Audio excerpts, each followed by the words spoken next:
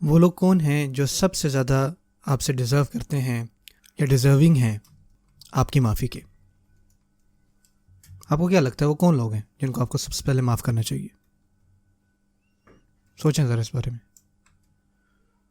سب سے پہلے آپ کے خاندان والے، جو آپ کے قریبی لوگ ہیں، آپ کی جو فیملی ممبرز ہیں، وہ سب سے زیادہ آپ کی معافی جو ہے وہ ڈیزرو کرتے ہیں. اللہ تعالیٰ نے ان کو آپ کے قریب رکھا ہے تاکہ وہ ان سے بھی آپ کو آزمائے گا. سمپل ہے. اللہ تعالیٰ نے خود ان کو چوز کیا ہے کہ وہ آپ کے رشتہ دار ہوں گے. آج آپ کا خاوند ایک مسٹیک کرتا ہے تو شادی ختم. اگر آپ کی گاڑی پہ چھوٹا سا بھی ڈنٹ آ جائے تو آپ گاڑی کو پھینک دیتے ہیں. یہ تو نہیں طریقہ نا. آپ جاتے ہیں، آپ مکینک کے پاس جاتے ہیں، اس کو ٹھیک کرواتے ہیں، ٹھیک ہے، آپ واپس لاتے ہیں گاڑی کو. تو آپ اس طرح معاملے چلاتے ہیں. اگر آپ کی بیوی نے ایک مسٹیک کی تو آپ کیا کرتے ہیں؟ طلاق. کیا ریزن تھی؟ ہاں میرے پیچھے اور بھی بہت ساری لڑکیاں، بھائی بہت ساری عورتیں جن سے شادی کر سکتے ہیں ہم. یہ طریقہ نہیں ہے صحیح. ہو سکتا ہے وہ عورتیں آپ کے پیسے کے پیچھے ہوں، جیسے آپ کے پیسے ختم ہوں گے تو وہ بھی گئیں. پھر آپ کیا کریں گے؟ اللہ تعالیٰ ہمیں معاف فرمائے. آپ کو اپنے ریلیشن شپ پہ نا کام کرنے کی ضرورت ہے. کوئی چھوٹی سی بھی مسٹیک کرتا ہے تو ان کو معاف کریں. آج کی جو ایڈوائس ہے خاص کر شادی شدہ لوگوں کے لیے وہ یہ ہے کہ جب آپ کا خاوند یا بیوی کوئی مسٹیک کرے تو آپ کو کیا کرنا چاہیے؟ کیا ان کو چھوڑنا چاہیے؟ چھوڑ کے چلے جانا چاہیے؟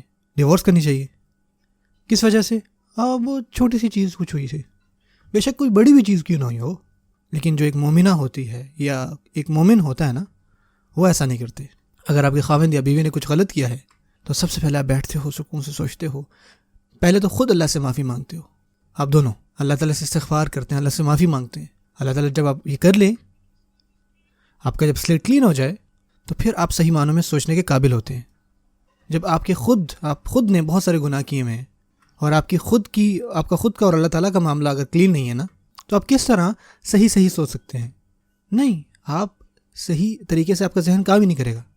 جب آپ اللہ تعالیٰ سے سچے معنوں میں استغفار کریں، اس سے پہلے کہ آپ کیا جواب دیں گے اپنے خاوند کو یا بیوی کو، اللہ تعالیٰ جو ہے اس عمل کرنے سے نا آپ کے لیے آسانیاں پیدا کریں گے. آرام سے کام لیں اور پھر سنیں وہ کیا کہہ رہے ہیں.